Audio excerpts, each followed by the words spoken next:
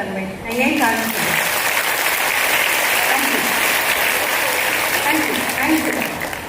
ஏன்னா திடீர்னு ஒரு பவர் சப்ளை போகுது.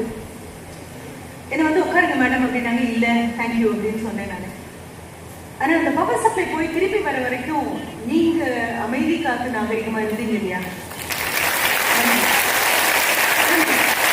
தெரியாது.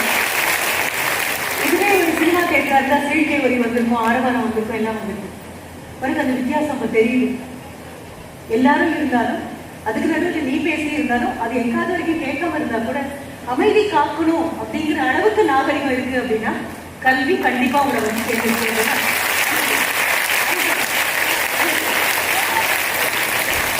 நம்மளை நம்மளே பாராட்டிக்கணும் அப்படிங்கிறது கண்டிப்பாக வேண்டிய விஷயம். இப்ப நான் அடுத்த கட்டத்துக்கு போறேன். நாம எல்லாரும் பார்த்துட்டு இருக்கோம், கொண்டு வந்து கொடுங்க அப்படின்னு சொன்னா பெரும்பாலும் நம்ம பயன்படுத்தாத துணியை கொண்டு வந்து கொடுப்போம். அப்படி கொடுக்குறவங்க கூட நல்லவங்க, பயன்படுத்த முடியாத துணியை கூட கொண்டு வந்து கொடுக்குறவங்க இருக்காங்க. நம்ம யோசிச்சு பாரு, திடீர்னு பூமி புரண்டு பட்டுச்சு அப்படின்னு சொன்னா நாமளும் அடுத்த வேலை சோத்துக்கு யாருக்கிட்டையாவது கையத்தான் ஏந்து அடுக்கடுக்க அடுக்கி வச்சிருக்கக்கூடிய துணி அத்தனையும் எதுவும் வரப்போறது எல்லாம் மண்ணக்கடியில போயிடும். ஐயோ இதெல்லாம் நான் போட மாட்டேன்ப்பா அப்படின்லாம் சொல்ல உரிமை கிடையாது. யார் யாரோ போட்டு பழசான பிழிஞ்சு போன துணிகளை கூட கொண்டு வந்து கொடுக்கலாம். ஆனா இவங்க கொண்டு போறது பூரா எதுவாக இருக்கும் தெரியுமா? நீங்களும் நானும் இன்னும் டிவியில சேனல் மாத்தி எதுல இன்னும் க்ளோஸ்அப்ல காமிக்கிறாங்க, எதுல யாராவது அழகு ரொம்ப க்ளோஸ்அப்ல காமிக்கிறாங்க. அந்த அளவுக்கு மனது இறுகி போச்சு நமக்கு எல்லாம். அழுகிய பார்த்தா கலங்குற ஆட்கள் இல்லை. நாம அப்படியே பார்த்துட்டு இருக்கும்போது இவங்க அதுக்கு முன்னால ஓடிப்பாங்க.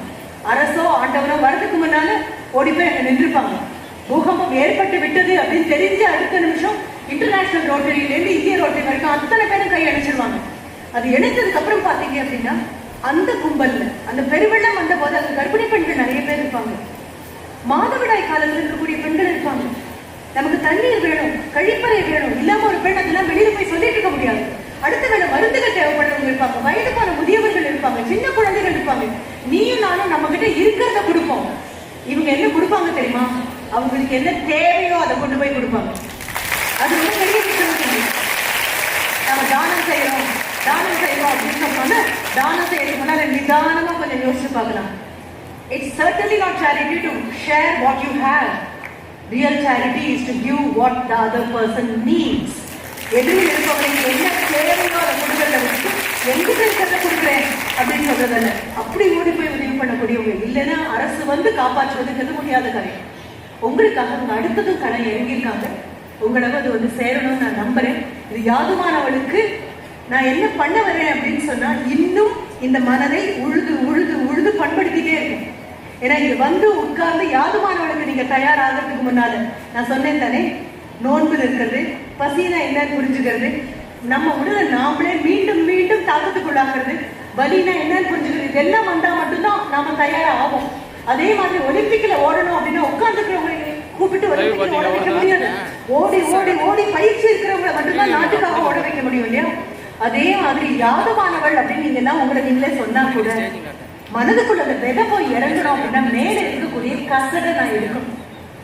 மேல தேங்கி இருக்கக்கூடிய அந்த தேவையில்லாததை எடுக்கணும். அந்த தேவையில்லாதது யார் கொடுத்தது? இன்ஸ்டாகிராம் காலையில பார்க்காம வந்திருக்க மாட்டீங்க, வாட்ஸ்அப் பார்க்காம வந்திருக்க மாட்டீங்க, பேஸ்புக் பார்க்காம வந்திருக்க மாட்டீங்க. இதை சொல்றதுல எனக்கு கூச்சம் இல்லை, இதை கேட்கறதுல உங்களுக்கு மகிழ்ச்சி இருக்கான்னு எனக்கு தெரியாது. ஆனா தேவையில்லாத ஒரு விஷயத்தை ஏன் செய்யணும்? கிடைக்காம கிடைச்ச என் வாழ்க்கையை நான் ஏன் வீணடிக்கிறேன் அப்படிங்கிற கேள்வி எனக்குள்ள வரும். அப்ப இது எல்லாம் இல்லாமலேயே என்னால வாழ முடியும், இது இல்லாமலேயே எனக்கு சாப்பாடு ஜீரணம் ஆகும். ஆனா குழந்தைங்க இதெல்லாம் பார்த்துட்டு வந்திருக்கீங்க இல்லையா? இதனால ஏற்பட்டது புதிதாக வந்த திரைப்படமாக இருக்கலாம், அதுல வந்திருக்கக்கூடிய பாடலாக இருக்கலாம், அல்லது ஏதாவது திரைப்பட கதாநாயகனை பத்தி கேள்விப்பட்ட விஷயமாக இருக்கலாம். இது எல்லாம் மனதுல மேல சகதி மாதிரி இருக்கு. நான் அதெல்லாம் தோண்டி எடுக்கணும், மறுபடியும் எடுக்கணும். கையில காயம் ஆயிடுச்சு அப்படின்னா மேல என்ன ஆகும் அப்படின்னா தோல் தடிமனா வரும், உள்ளுக்குள்ள ஆறவே ஆறாது. போய் மருத்துவர்கிட்ட போனீங்க அப்படின்னா ஒரு காட்டனை எடுத்து அதை சானிடைஸ் பண்ணி என்ன பண்ணுவாருன்னா மேல இருக்கிற அந்த தோலை அழுத்தி துடைக்க சொல்வாரு. அந்த நர்ஸ் அப்படியே அழுத்தி துடைப்பாங்க, அந்த புண்ணினுடைய வாய் ஓப்பன் ஆகிற மாதிரி துடைப்பாங்க. அதுக்குள்ளே மறுபடியும் fresh blood has to come. அப்படி வந்தா மட்டும்தான் இது ஹீல்னு அர்த்தம். மேல சும்மா பொறுப்பு தட்டின மாதிரி அப்படியே இருக்குன்னா உள்ள காயம் அப்படியே இருக்கும், மருந்து இன்னும் உள்ளேயே போகாது, வெளியில என்ன பண்ணாலும் மருந்து உள்ள போகாது. இப்ப யாதுமானவளுக்கு நான் கொண்டு இருக்கக்கூடிய மருந்து உள்ள போகணும் அப்படின்னா யாருக்கெல்லாம் கடன் பட்டிருக்கோம் அப்படின்னு உங்களுக்கு தெரியணும். அதற்காக தான் இவ்வளவு நீண்ட நேரம் எடுக்கு.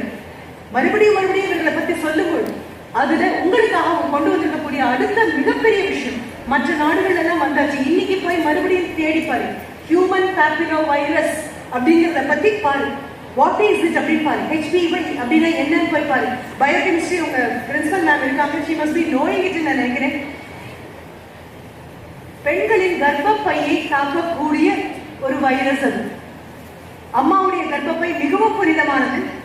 ஆண்டவன் இருக்கக்கூடிய அந்த கர்ப்ப கிரகத்தை விட கூட அதை கூட கருவறை நம்ம சொல்றதுக்கு காரணம் அதுதான். மிகவும் புனிதமானது, மிகவும் பத்திரமானது, பாதுகாப்பான ஒன்று. அம்மாவுடைய கருவறையில் இருக்க வரைக்கும் எது தாக்கினாலும் அம்மாவை தாக்கிவிட்டு அவள் அனுமதித்தால் மட்டும்தான் நம்மளை தாக்கும். அப்ப அந்த கருவறை என்பது புனிதமானது மட்டுமல்ல, மிகவும் பாதுகாப்பானது. ஆனா அந்த கருவறை புற்றுநோய், அந்த கர்ப்பப்பை வாய் புற்றுநோய் அப்படிங்கிறது இப்ப நான் பேசிட்டு இருக்கும் போதே இந்தியாவில பல பெண்கள் அதனால துடிச்சிட்டு இருக்காங்க, பல பெண்கள் அதனால உயிரிழந்திருக்காங்க. நான் எனக்கு மிகவும் நெருங்கிய ஒரு உறவை ஒரு 6 மாதம் 8 மாதத்திற்கு முன்னால் இழந்தது சர்விக்கல் கேன்சர் அப்படின்னு சொல்லக்கூடிய கர்ப்பப்பை வாய் புற்றுநோய்க்கு நம்ம அந்த புற்றுநோய்க்கு எதிராக ஆஸ்திரேலியா 2018 கடல் இறங்கியாச்சு. அதுக்கப்புறம் தான் அமெரிக்கா இறங்கியிருக்கு. ஆப்பிரிக்கன் கண்ட்ரீஸ்ல கூட அதை கொண்டு வந்தாச்சு, கொண்டு வேக்சின் போட்டே ஆகணும்னு சொல்றாங்க. அதனுடைய விலை மிகவும் அதிகமாக இருப்பதால் இந்தியாவால் அதை தன்னை கொண்டு வர முடியல. 2 வருடங்களுக்கு முன்னால பட்ஜெட் போடும்போது திருமதி நிர்மலா சீதாராமன் இதை பத்தி பார்லிமெண்ட் ஃப்ளோர்ல பேசினாங்க. சுதாமூர்த்தி MP அவர்கள் இதை பற்றி பேசினாங்க. இப்ப நான் அதை பத்தி உங்ககிட்ட மறுபடியும் சொல்றேன், இன்னைக்கு போய் தேடு. நீ எடுத்திருக்கிறது லிட்ரேச்சர் மேஜராக இருந்தாலும் சரி, பாட்னியாக இருந்தாலும் சரி, அல்லது எக்கனாமிக்ஸ் மேஜராக இருந்தாலும் சரி, ஒரு பெண்ணாக உன்னை தாக்கக்கூடிய நோய்கள் என்னன்னு உனக்கு தெரியும். ஆண்களை விட இன்னும் அதிகமாக 2 புற்றுநோய்களுக்கு பெண்ணின் உடம்பு ஆளாகக்கூடியது மார்பக புற்றுநோயும் கர்ப்பப்பை வாய் புற்றுநோயும். நம்ம பெற்ற அம்மாவை நம்மளால காப்பாற்ற முடியணும், அவங்க ஆரோக்கியமாக இருக்கணும், பிரார்த்தனை நம்மளால பண்ண முடியும். ஆனா அடுத்த தலைமுறை பெண்களாக இருக்கக்கூடிய உங்களை காப்பாற்றணும் அப்படின்னா நீ புரிந்து கொள்ள வேண்டியது, இந்தியா சுதந்திரம் கிடைத்த போது 1947 the average age of an Indian woman was just 32 அல்லது 33. 32-33 வயதை தாண்டியவர்கள் கிடையாது. இந்தியா சுதந்திரம் கிடைத்த போது பெண்கள் ஆவரேஜ் ஏஜ். இப்போ 2025 8th of October 2025 the average age of an Indian woman is 74. 74 வயது அவளால உயிரோட வாழ முடியும். 74 வயது இந்திய பெண்களை வாழ வைக்கிறதுக்காக யாரோ முயற்சி பண்றாங்க. எங்கெல்லாமோ நடக்குது, பெரிய பெரிய ரிசர்ச் நடக்குது. அதுல இருக்கக்கூடிய அந்த vaccine and it has to be given 9 வயதிலிருந்து 13 வயதுக்குள் பெண் குழந்தைகள் பூப்படைவதற்கு முன்னால், பருவம் அடைவதற்கு முன்னால் அந்த மருந்து கொடுக்கப்படணும் அப்படின்னு உலக நாடுகள் சொல்லுது. என்ன காரணம்னா உலக கலாச்சாரம், வெஸ்டர்ன் வேர்ல்ட், மேற்கத்திய கலாச்சாரம் பார்க்கும் பொழுது 13-14 வயதிலேயே பெண் குழந்தைகளுக்கு ஆண் நண்பர்கள் உருவாகக்கூடிய வயது அதுவாக கணிக்கிறார்கள். ஆண்களோடு தொடர்பு இருக்கக்கூடிய வயதாக பாய் ஃப்ரெண்ட்ஸ் அப்படின்னு சொல்றோம். உனக்கு இதுல கூச்சமோ தயக்கமோ இருக்க வேண்டாம், காது கொடுத்து கேட்க வேண்டிய பொறுப்பு இருந்தா மட்டும் போதும். அப்போ அது மாதிரி இல்ல. Fortunately for us, Indian culture has not gone that far. நம்முடைய கலாச்சாரமும் குடும்ப சூழலும் பண்புகளும் உன்னை படிக்க வைக்கக்கூடிய ஆசிரியர்கள் கொடுக்கக்கூடிய போதனைகளும் உன் உடலை எந்த காலம் வரை நீ காப்பாற்றிக் கொள்ள வேண்டிய பொறுப்பு உனக்கு இருக்கிறது அப்படின்னு மீண்டும் மீண்டும் சொல்லிட்டே இருக்காங்க. நேரடியா என்ன மாதிரி சொல்றவங்க இருக்கலாம், மறைமுகமாக சொல்றவங்க இருக்கலாம், மீண்டும் மீண்டும் வலியுறுத்தி கொண்டே இருக்கும். இரவு நேரங்களில் வெளியில போற ஆண்கள் போலாமா, நான் போகக்கூடாதா, 8 மணிக்கு அப்புறம் நான் போகக்கூடாதா, இங்க நான் வரக்கூடாதா, அங்க நான் வரக்கூடாதுன்னு கேட்கும் போதெல்லாம் நேர்முகமாகவும் மறைமுகமாகவும் உங்ககிட்ட உடம்பை நீ காப்பாத்திக்கணும், உடம்பை நீ காப்பாத்திக்கணும் அப்படின்னு அவங்க சொல்லும் பொழுது அவங்க சொல்லாமல் விட்ட செய்தியில ஒன்று. மற்ற நாடுகள் 9லிருந்து 13 வயதுக்குள் இந்த இன்ஜெக்ஷன் கொடுக்கணும்னு சொல்றாங்க. நாங்க நினைக்கிறோம் 18-20 வயது வரைக்கும், கல்லூரி வயது வரைக்கும் கூட நம்மளால இந்த இன்ஜெக்ஷன் கொண்டு போக முடியும். ஆனா என்ன, ஒரு இன்ஜெக்ஷனுடைய காஸ்ட், ஹியூமன் பேப்பிலோ வைரஸ் இன்னைக்கு தேடி போய். ஏன்னா நீ உன்னுடைய மொபைல் அப்படிங்கிறது மிக அற்புதமான ஒரு கருவி. மொபைல் பக்கம் போகாதீங்க அப்படின்னு சொல்லக்கூடிய முட்டாள் அல்ல நான். மொபைல நீ என்ன தேடணும் சொல்லிக் கொடுக்க வேண்டிய புத்திசாலி ஆசிரியர் தான். உனக்கு நீ எதை தேடணும் போகாதே சொல்லணும் போ, ஆனா எதை தேடணும் எல்லாரும் வரும்போது அச்சப்பட்டு அவசரமா மாத்தக்கூடிய குப்பையை போய் கிளறாதேன்னு சொல்லு. நீ நல்ல விஷயத்தையே பார்த்துட்டு இருக்கும்போது குப்பை வந்து விழும். ஆனா அது குப்பைன்னு உன் மனதுக்கு தெரியும், உன் அறிவுக்கு தெரியும். அதனால உன் வயது என்ன சொல்லும், அது எங்கதான் குப்பைன்னு பார்த்துடலாமே அப்படின்னு சொல்லு. காலை வச்சுட்டேன் அப்படின்னா வீட்டு வருது ரொம்ப கஷ்டம்.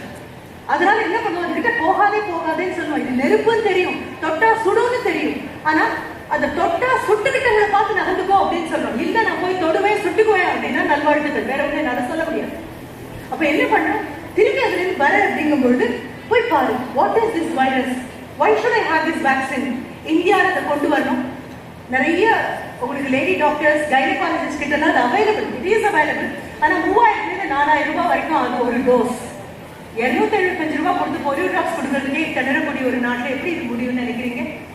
நம்ம ஒரு மொபைலை ரீசார்ஜ் பண்ணாலும் பண்ணுவோம், தீபாவளிக்கு ஒரு செட்டுக்கு 4 செட்டு ட்ரெஸ் வாங்கினாலும் வாங்குவோமே தவிர நம்மளுடைய கர்ப்பப்பையை காப்பாற்றக்கூடிய அந்த இன்ஜெக்ஷன் போடுங்க அப்படின்னா இது போட்டா வராதா அப்படின்னு அதை பற்றி தெரிந்தவர்கள் வாயை மூடிக்கொண்டு இருக்கும் போது தெரியாதவர்கள் தான் உலக பேசுவோம்.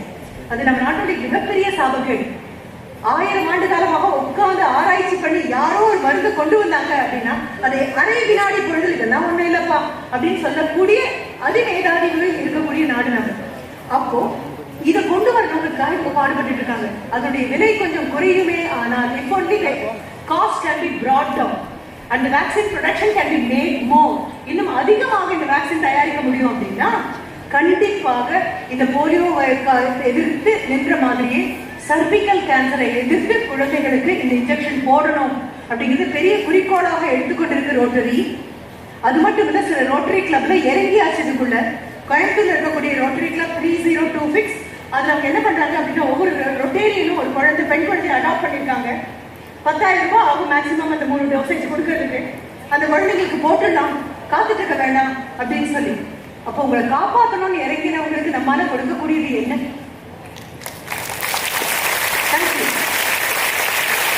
இதை விட பெரிய ஒருத்தருக்கு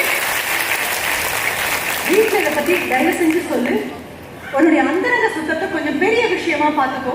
ஏன்னா வீட்டுக்கு வந்த உடனே வீட்டில் இருக்கக்கூடிய பாட்டியோ அம்மாவோ சொல்லுவாங்க போய் கை கால் கழுவிட்டு வா அப்படின்னு. அம்மாவோ பாட்டியோ கை கால் கழுவுறதுனா என்னன்னு இது வரைக்கும் சொன்னது கிடையாது, நீயும் என்னன்னு கேட்டது கிடையாது. உன்னுடைய அந்தரங்க சுத்தம் ரொம்ப பெரிய விஷயம்.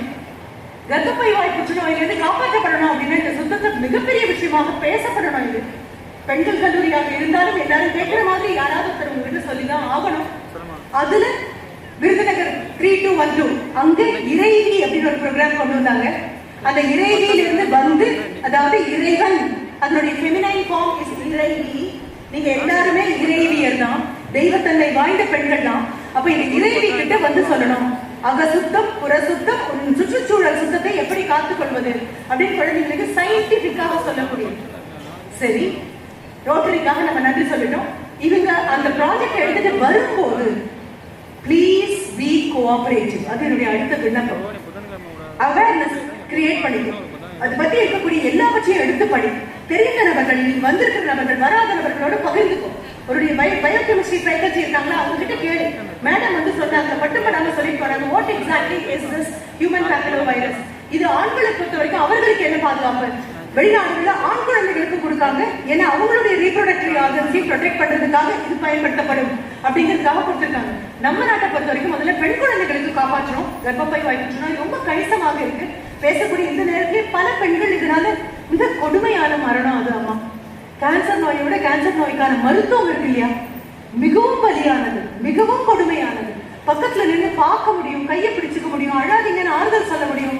அவங்க பார்க்காத போது நம்ம கண்களை நம்ம தொடச்சுக்க முடியுமே தவிர அவங்க வலியை உங்களாலையும் என்னாலையும் வாங்க முடியாது. நம்மளால என்ன செய்ய முடியும்? அந்த வலியை நோக்கி இந்த உலகம் நகராமல் இருப்பதற்கு நம்மால் என்ன முடியுமோ அதை செய்ய முடியும். அதை செய்யக்கூடிய அவர்களுக்கு ஒத்துழைப்பாக இருக்கு. அடுத்தது, முத்து அண்ணாச்சி இல்லை அப்படின்னா இந்த ப்ரோக்ராம் இல்லை. AKS VR முத்து அண்ணாச்சி. நாங்க முத்து அண்ணா, முத்து பேரு நாங்க முத்து அண்ணாச்சி அன்பாக கூப்பிடுவோம். வயதில் மூத்தவர், பெரியவர், மரியாதைக்குரியவர். அந்த நபரை நான் ஏன் சந்திச்சேன், எங்க சந்திச்சேங்கிறதையும் உனக்கு நான் சொல்லணும்.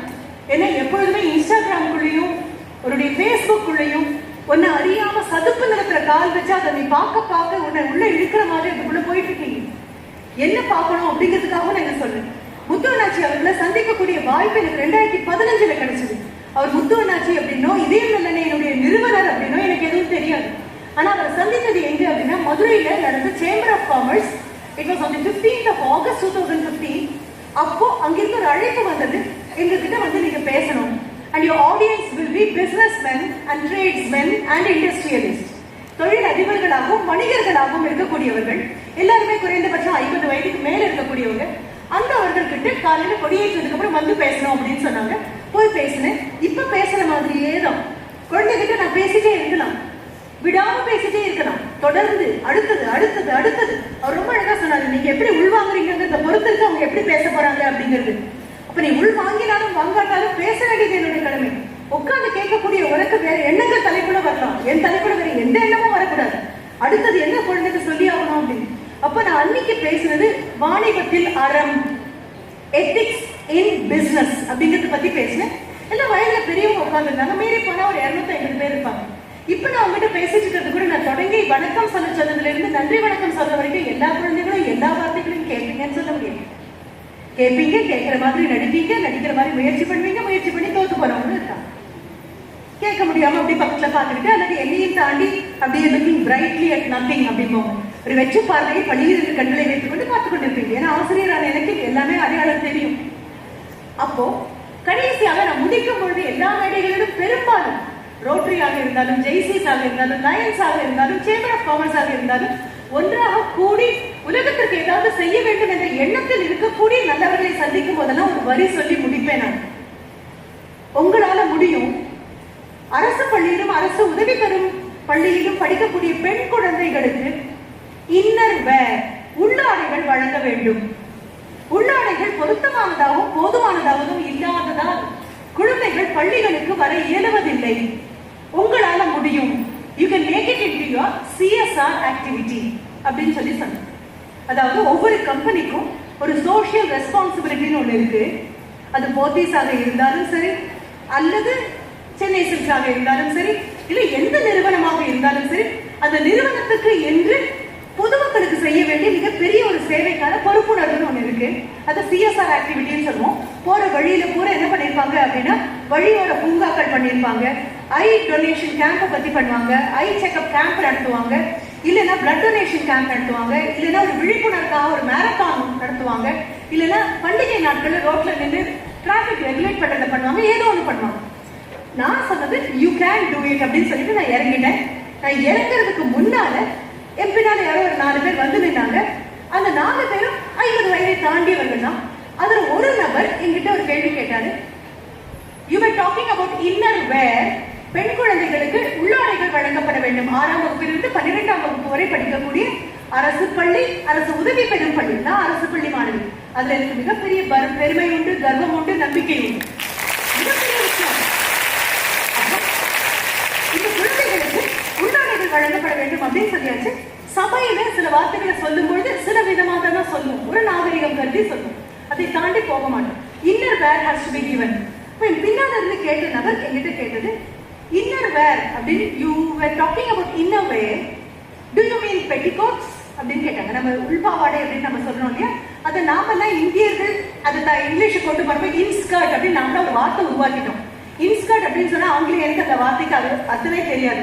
அவங்களை பொறுத்த வரைக்கும் உள்ளே அணியக்கூடிய அந்த வார்த்தைக்கு பெட்டிகோட் அப்படின்னு தான் தெரியும். அப்போ he was asking me, do you mean petticoats அப்படின்னு அவர் கேட்கிறாரு. எனக்கு பெரிய அதிசயம், நான் சொன்னதை ஒரு நபர் கேட்டிருக்காரு. அதை விட பெரிய அதிசயம், சொன்னதோடைய கடைசி வரியை மிக முக்கியமாக எடுத்து அதை கேட்டிருக்காரு. அதை விட பெரிய விஷயம், அது எனக்கு புரியல, நீங்க என்ன சொன்னீங்க அப்படின்னு விளக்குங்க அப்படின்னு வந்து அதற்கான explanation you want to clarify it with me அப்படின்னும் போது எனக்கு ரொம்ப பெருமையாக இருந்தது. ஓஹோ, இவ்வளவு உத்திரக்காக கவனிச்சிருக்காங்களா. திரும்பி அவர்கிட்ட நான் சொன்னேன், I was not talking about petticoats, I was talking about panties. நான் பெட்டிகோட் பத்தி பேசல, பேண்டீஸ் பத்தி பேசுறேன். பெண் குழந்தைங்க உள்ள அணிய வேண்டிய ஜெட்டின்னு சொல்லுவோம் இல்லையா, அதை பத்தி பேசுறேன். இதை பத்தி பேசும்போதே உனக்கு திடீர்னு ஒரு சிரிப்பு வரும், ஒரு வெக்கம் வரும், கூச்சம் வரும். ஒண்ணும் வரலன்னா பக்கத்துல இருக்கிற ஃப்ரெண்டு இடிக்கணும்னு தோணும். இதெல்லாம் தாண்டுங்க, இதெல்லாம் பண்றதுக்கு நான் ஒரு நிமிஷம் கொடுத்துட்டேன். ஏன்னா இந்த வயசுல அதெல்லாம் தோணும், என் வயசுல அதெல்லாம் தோணுறது கட்டுப்படியாது. அதெல்லாம் தாண்டி வரணும், தாங்கியும் வரணும். அப்பதான் முன்னாடி என்னால பேசவும் முடியும். அவர்கிட்ட சொன்ன அடுத்த நிமிஷம் அவர் எப்படி பாக்குறாரு. இப்ப நான் சொன்னேன், குழந்தைங்களுக்கு பயன்படுத்தக்கூடிய நாப்கின் கவர்மெண்ட் கொடுக்குறாங்க. ஆனா அந்த நாப்கினை வைக்கிறதுக்கான ஒரு உள்ளாடை வேணும். அந்த உள்ளாடை போதுமானதாக இல்லாததுனால குழந்தைகளால பள்ளிக்கூடத்துக்கு வர முடியல. பள்ளிக்கூடத்துல இருக்கக்கூடிய கழிப்பறைகள் சுத்தமானதாக இருக்க மாட்டேங்குது. அந்த கழிப்பறையில தண்ணீர் வசதியும் இருக்க மாட்டேங்குது. அப்படி இருக்கும்போது 3 நாட்கள் ரத்தப்போக்கு இருக்கிற குழந்தை இருக்கலாம், 5 நாட்கள் ரத்தப்போக்கு இருக்கக்கூடிய குழந்தைகள் இருக்கலாம். இதெல்லாம் வெளியில சொல்ல முடியாம, அம்மா கிட்டே சொல்ல முடியாம, அம்மாவுக்கு அவ்வளவுதான் முடியும். அப்படிப்பட்ட குழந்தைகள் இருக்காங்க. அவங்களுக்கு இந்த பேண்டீஸ் கொடுக்கப்படணும். ஒரு 3ஆவது கொடுத்தா மட்டும்தான் மழை காலத்துல மாத்தி மாத்தி அதை தோச்சு போட்டுட்டு அவங்களால உலர்ந்ததை பயன்படுத்த முடியும். ஈரமான உள்ளாடை போட்டுட்டு வர்றது எவ்வளவு பெரிய துன்பம் அப்படிங்கிறது அவங்களுக்கு மட்டும்தான் தெரியும். இதை சொல்லும் போது என் முகத்துல எந்த தயக்கமும் கிடையாது. என்ன காரணம்னா, நான் பேசும்போது என் முன்னால் இருக்கிறது ஆனா பெண்ணான ஒரு நாளும் பார்த்தது கிடையாது, மனிதர்களான மட்டும்தான் பார்ப்பேன். ஆனா மனிதர்களால பார்ப்பேன். இந்த டப்ளருக்குள்ள தண்ணியை ஊத்தினா தண்ணி டம்ளர் மாதிரி இருக்கும், பாட்டிலுக்குள்ள ஊத்தினா பாட்டில் மாதிரி இருக்கும், குடத்துக்குள்ள ஊத்தினா குடம் மாதிரி இருக்கும், கையில எடுத்தீங்கன்னா கை மாதிரி இருக்கும். எதை எடுக்கிறீங்களோ அந்த உருவத்துக்கு அது மாறுமே தவிர தன்னுடைய நிலையை அது ஒரு நாளும் மறக்காது. 10 வருஷம் கழிச்சு தண்ணியை கொட்டினீங்கன்னா பாட்டில் மாதிரி வராது, தண்ணி மாதிரி வெளியில வரும். அதே மாதிரிதான் இறைவனுடைய தன்மை பெண் உருவத்திற்குள் வார்க்கப்பட்டிருக்கிறது, ஆண் உருவத்திற்குள் வார்க்கப்பட்டிருக்கிறது. வார்க்கப்பட்ட பாத்திரங்கள் தான் வேறே தவிர உள்ளுக்குள் இருக்கக்கூடிய இறைத்தன்மையில் எந்த மாற்றமும் கிடையாது. அதனால இதை அவர்கிட்ட சொல்லிட்டு எனக்கு அவர் கேட்ட கேள்வின்னு நினைக்கிறேன். மேடையில பேசுற மாதிரி திரும்பி உருந்தவர்கிட்டயும் அதே வேகத்துல பேசிட்டு இருக்கேன். நாங்கெல்லாம் அம்மா புடவையை 10 கழிச்சு பயன்படுத்துற தலைமுறையை சேர்ந்தவங்க. அதை துவைக்க முடியாது. ஒரு காட்டன் துணியில ரத்தம் கசிஞ்சிருச்சு அப்படின்னா அது ஒரு மொடமொடப்பாயிடும். எத்தனை துவைச்சாலும் அந்த ரத்தம் போகாது, அந்த கரை போகாது. அது வெளியில காயப்பட வைக்க கூடாது, ஆண்கள் நடமாடக்கூடிய பகுதியில் அது காயப்படாதுன்னு சொல்லுவாங்க. நிழல்ல போட்டோம்னா அது சரியா காயாது. அதுக்கப்புறம் அதை எடுத்து ஏதோ ஒரு பைக்குள்ள அடைச்சிடும். அடுத்த மாதம் இதே மென்சஸ் வரப்போகுதுன்னா எங்களுக்கு கை காலெல்லாம் நடுக்கும். ஏன்னா அது அத்தனை மொரமொரப்பா ஆயிடும், உடம்புலாம் புண்ணாயிடும் அதை போட்டோம் அப்படின்னு சொன்னோம். ஆனா அதையும் தாங்கிதான் வந்தோம். இதை நான் இன்னொரு இடத்துல சொல்லும் போது ஒரு பெண் மேடைக்கு வந்து சொன்னாங்க, மேடம் அம்மா புடவை 10 கழிச்சுன்னு சொல்றீங்களே, அம்மாவுக்கு ஆக இருந்ததே ஒரு புடவை தான் ஒழுங்கா, அதையும் 10 கழிச்சு தலைமுறையை சேர்ந்தவங்கன்னு ஒழுங்கா சொல்லிக் கொடுங்க மேடம், இல்லைன்னா பூமர்ஸ் அப்படின்னு சொல்லிட்டு போயிடுறாங்க அப்படின்னாங்க. இதை நான் பேசி முடிச்சுட்டு அந்த தலைமுறையை சேர்ந்த பெண், நான் பட்ட கஷ்டம் அடுத்த தலைமுறை படக்கூடாது, அதுக்குதான் எனக்கு கல்வி கிடைச்சது. எனக்கு கல்வி கிடைச்சது நான் நல்லா இருக்கிறதுக்கு இல்ல, நான் பட்ட கஷ்டம் அடுத்த தலைமுறை படக்கூடாது அப்படிங்கிறதுக்காக மட்டும் எனக்கு கல்வி கிடைச்சது. இதை சொல்லியாச்சு போயிட்டாரு. எனக்கு அப்ப அவர் முக்கியமாச்சுன்னு தெரியாது, இதயம் நலனை நிறுவனம் தெரியாது. எண்ணி 15 நாளைக்குள்ள இதயம் நிறுவனத்திலிருந்து எனக்கு ஒரு மின்னஞ்சல் வருது. இது இமெயில் ஃப்ரம் தெம். அதுல எழுதிட்டு, விருதுநகரில் உள்ள அரசு பள்ளியில் படிக்கக்கூடிய 6ஆம் வகுப்பிலிருந்து 12ஆம் வகுப்பு வரை இருக்கக்கூடிய பெண் குழந்தைகளுக்கு ஒரு குழந்தைக்கு 3 வித உள்ளாடைகள் வழங்க போகிறோம், வருகிறீர்களா?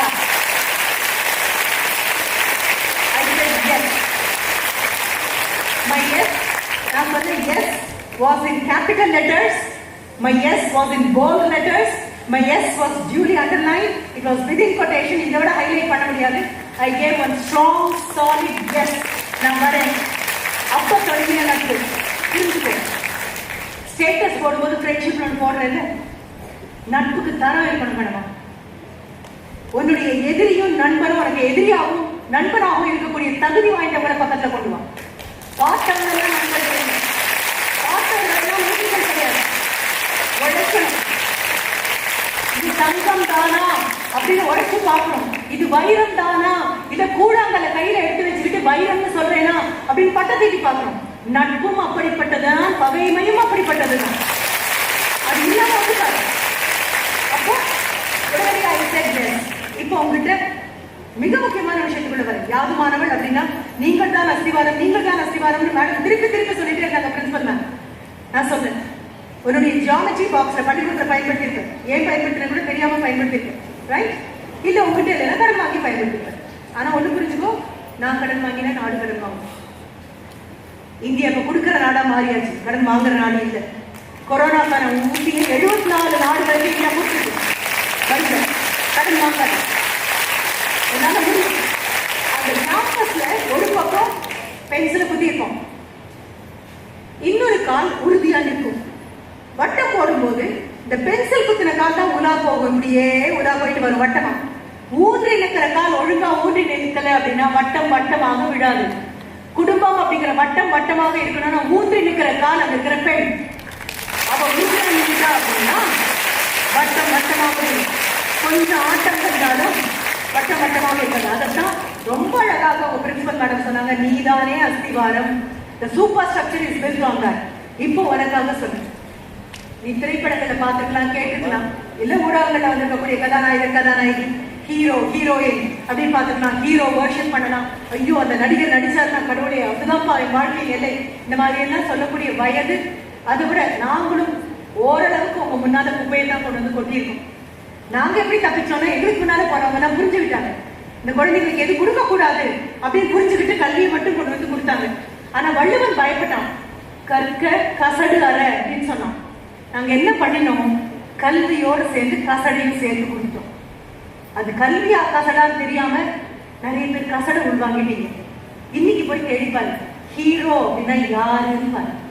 எந்த டிக்ஷனரியிலும் ஹீரோ அப்படின்னா லோக்கலா நீ கொண்டாடக்கூடிய, ஆஹா அப்படின்னு நீ நினைக்கக்கூடிய, அண்ணாந்து பார்க்கக்கூடிய, பாலாபிஷேகம் பண்ணக்கூடிய எந்த நபருடைய பெயரும் அகராதியில ஹீரோக்கு பக்கத்துல எழுதுன. எனக்கு ரொம்ப பிடிச்ச நபரா இருக்கலாம். ஆனா ஹீரோ அப்படிங்கிற வார்த்தைக்கு பொருள் வேறு. சாகசங்கள் செய்பவர்கள் அப்படின்னு பேரு. முதன்மை கதை மாந்தர் அப்படின்னு தமிழ்ல சொல்லலாம். ஆங்கிலத்தில் சொல்றீங்க ப்ரோட்டாகனிஸ்ட் அப்படின்னு சொல்லலாம். வில்லன் கேரக்டர் வந்து ஆன்டகானிஸ்ட் சொல்லலாம். They are not heroes. அப்ப யார் உண்மையான ஹீரோ, எது உண்மையான ஆண்மை, எது யார் உண்மையான ஆண் அப்படின்னு இந்த வயசுல புரியணும். ஏன்னா இதே 8ஆம் தேதி 10வது மாசம் 2035 நீ எங்க இருக்க அப்படிங்கிற புரியறதுக்கு இது காரணமா இருக்கும். இன்னைக்கு பிரின்சிபல் கிட்ட நான் கேட்டேன். கேட்கும் போதுல எனக்கு கூச்சமா இருக்கும். நானும் கேட்டேன், டிராப் அவுட்ஸ் இருக்கா சிஸ்டர் அப்படின்னு கேட்டேன். கொஞ்சம் இருக்கு அப்படின்னு சொன்னாங்க. என்ன காரணம் கேட்கறது கூட பேச்சு மாறிடுச்சு.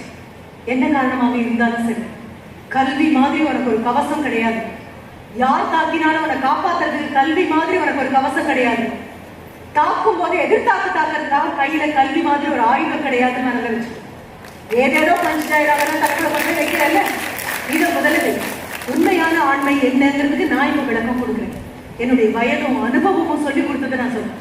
சின்ன குழந்தைங்க நீங்க யாரோ ஒருத்தருடைய குரல் கேட்டு, ஏதோ ஒரு டயலாக் கேட்டு, ஏதோ ஒரு மேனரிசமுக்காக அவர் இப்படி பார்த்தா ஒரு அழகா இருக்கு, அப்படி பார்த்தா ஒரு அழகா இருக்கு, சிரிச்சா அழகா இருக்கு, தலையை சீவன அழகா இருக்கு, அழகை பத்தி உன்னுடைய விமர்சனங்களும் அதை பத்தி உன்னுடைய விளக்கங்களும் ரொம்ப அபாயகரமானதாக இருக்கிறார்.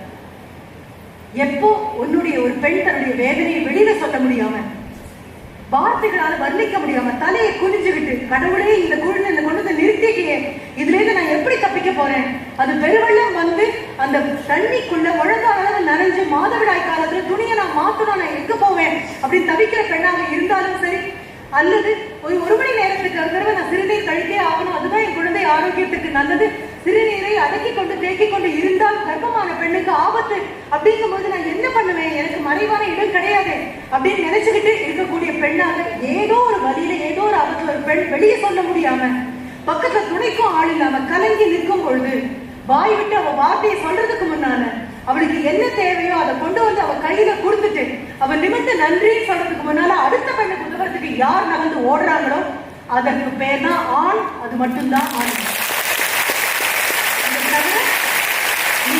இன்ஸ்டாகிராம்லையும் பேஸ்புக்லையும் சினிமா திரைப்படங்களையும் வரல பார்த்துட்டு இதுதான் ஆண்மையா இதுதான் பெண்மையா முட்டாள்தனமா தயவு செஞ்சு மொழிபெயர்க்கிறாங்க. ஆண்மையும் பெண்மையும் உடல் சம்பந்தப்பட்டதா இருக்கு, மனம் சம்பந்தப்பட்டது, மனதில் இருக்கக்கூடிய வீரம் சம்பந்தப்பட்டது. எது எந்த மனதுல ஈரம் இருக்கோ அங்கதான் வீரம் இருக்கும். புரிஞ்சுக்கும். சும்மா வரட்டுத்தனமா 10 பேரை கீழே அடிச்சு வீழ்த்துறதுக்கு பேர் வீரம் கிடையாது. எந்த மனதுல ஈரம் இருக்கோ ஈரத்துல இருந்து மட்டும்தான் வீரம் பிறந்து வரும். அதனாலதான் தன் குழந்தைய ஒரு புலி அடிக்க வருது அப்படின்னு போது கையில இருக்கக்கூடிய முரத்தால ஒரு பெண் அடிச்சு விரட்டினான் அப்படின்னு நீங்க புறநானூற்றை படிக்கிறீங்க அப்படின்னா அது உண்மை.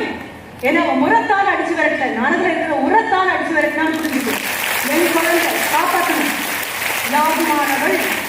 அப்போ உண்மையான ஆண்மை என்னன்னு புரிஞ்சுக்கும். எந்த மனதுல கருணை இருக்கும். அதனாலதான் தாயும் மாணவன் அப்படின்னு இது ஆண்டவனை சொல்வோம். நாம் தாயும் ஆகி நிற்கக்கூடியவன். ஏன்னா ஒரு அம்மாவை மிஞ்சி அன்பு காட்ட, கருணை காட்ட, பேரன்பு காட்ட யாரும் கிடையாது. ஆண்டவனால வர முடியாதுன்னு அம்மாவை அனுப்பியிருக்கோம் அப்படின்னு சொன்னோம். இன்னைக்கு காலையில் எத்தனை குழந்தைங்க அம்மா கிட்ட சண்டை போட்டு வந்திருக்கீங்கன்னு எனக்கு தெரியாது.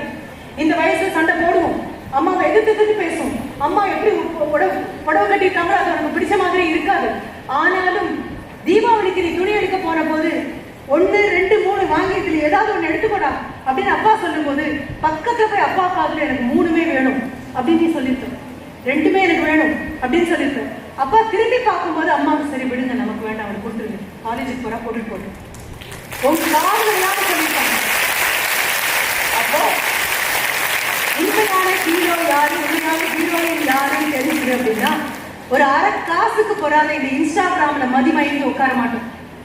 அப்போ இன்னைக்கு வீட்டுக்கு போன உடனே யாரெல்லாம் கோவிச்சுட்டு வந்துருக்கீங்களோ, யாரெல்லாம் உன்னுடைய ஃப்ரெண்டுக்கு பிடிச்ச சாப்பாடு எனக்கு செஞ்சு கொடு அப்படின்னு கேட்டிருக்கீங்களோ, கால நேர அவசரத்துல அம்மா சப்பாத்தியும் அதுக்கு குருமாவும் ஃப்ரெண்டுக்கு பிடிக்கும்னு பண்ணி கொடுக்கறதுங்கிறது ரொம்ப கஷ்டமான காரியம். எப்பப்பா இட்லி தானா, எப்பப்பா இதுதானா அப்படின்னு பல்ல கடிச்சிட்டு கேட்கறதுக்கு ஒன்னால முடியுமே தவிர மாலை நேரத்துல நீ சாப்பிட்ட தட்டு, நீ சாப்பிட்ட டிஃபன் பாக்ஸை கொண்டு போய் கழுவுறதுக்கு கூட நீ தயாரா இருக்க மாட்டேன். ஏன்னா நம்ம காலேஜுக்கு வரும், படிக்கிறோம், கேட்டா வீட்டு கூடி அடிச்சு கூட்டி துடைக்கிறதுக்கு, ஐயோ படிக்கிறதுக்கு இருக்கு. நானும் 35 வருஷம் ஆசிரியரா இருந்த நபர் தான். ஒரு முறை ஒழுங்கா படிச்சாலே மனதுல போய் பதிஞ்சிடும். ஒவ்வொரு முறையும் ஒழுங்கா படிக்காதவங்க தான் படிக்கிற மாதிரி நடிச்சுக்கிட்டே படிச்சுதான் கதை சொல்லிட்டு போனாங்க. நம்ம படிக்கிறதுல நமக்கும் தெரியும் 100 மதிப்பெண்கெல்லாம் இல்லவே இல்லை. நம்ம ஏன்னா படிக்கிற குழந்தை தெரியும், எல்லா வேலையும் செஞ்சு முடிச்சதுக்கு அப்புறம் படிப்புக்கு வந்தால் மனசுல நல்லா படியும். படிக்கிறதுக்கு பேர் தாண்டா படிப்பு. அதுக்கு எல்லாம் நல்ல அப்படி சூழல் உருவாக்க முடியாது. உண்மையான ஹீரோக்கள் யாருன்னு ஒரு லிஸ்ட் போடுறேன். கை தட்டலுக்கு தயாரா இருக்கு. நான் கேட்க போறது வேண்டாம்னா நீ கை தட்டாது. ஆனா வேணும்னு சொன்னா பக்கத்துல இருக்கிறவங்க தட்டுறாங்களா இல்லையான்னு பார்க்காம கை தட்ட துணிவு இதுக்குள்ள வந்திருக்குன்னு நினைக்கிறேன். நான் உன் தாயும் தகப்பனும் தான் அன்றாட ஹீரோக்கள்.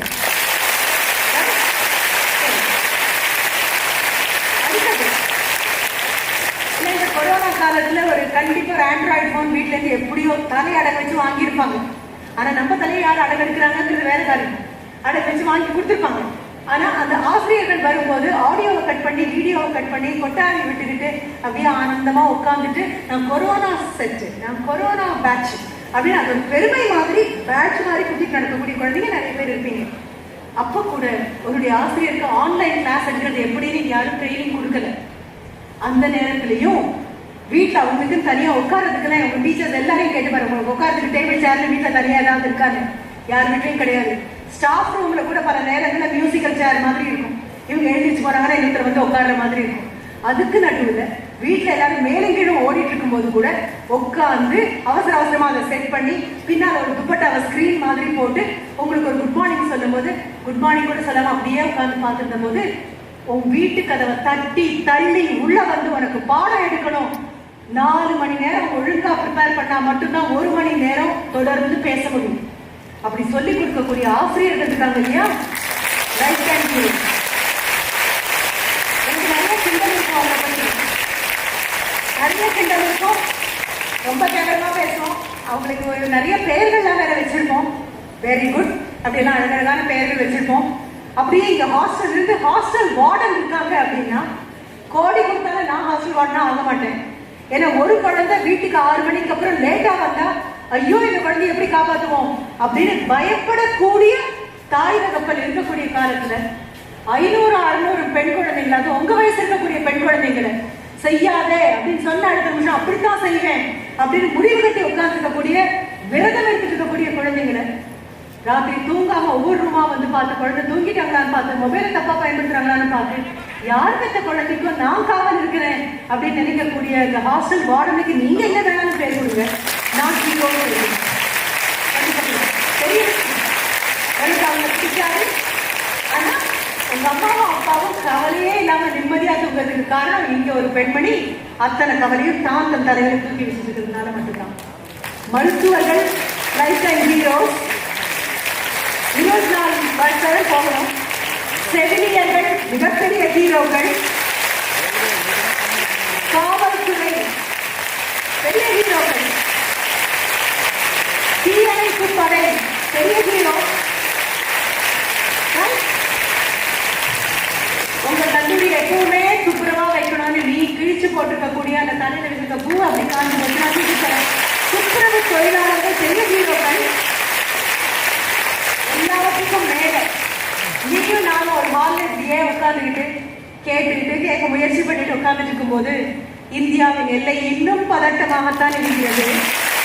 அந்த நிபந்தனைய யாருடைய அண்ணனோ, யாருடைய அப்பாவோ, யாருடைய மகனோ, யாருடைய கணவனோ,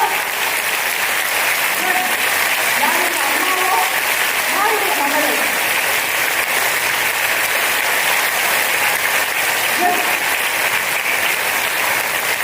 எப்படி நீ சொன்ன கைத்தட்டல் அண்ணாச்சிக்கு விருதுநகர் வரைக்கும் போகுமோ, இந்த கைத்தட்டல் எல்லைகள் வரைக்கும் போகும்னு சொல்ல முடியாது. எல்லை மட்டுமே காப்பாற்றுறவங்க அல்ல இருப்பாங்க.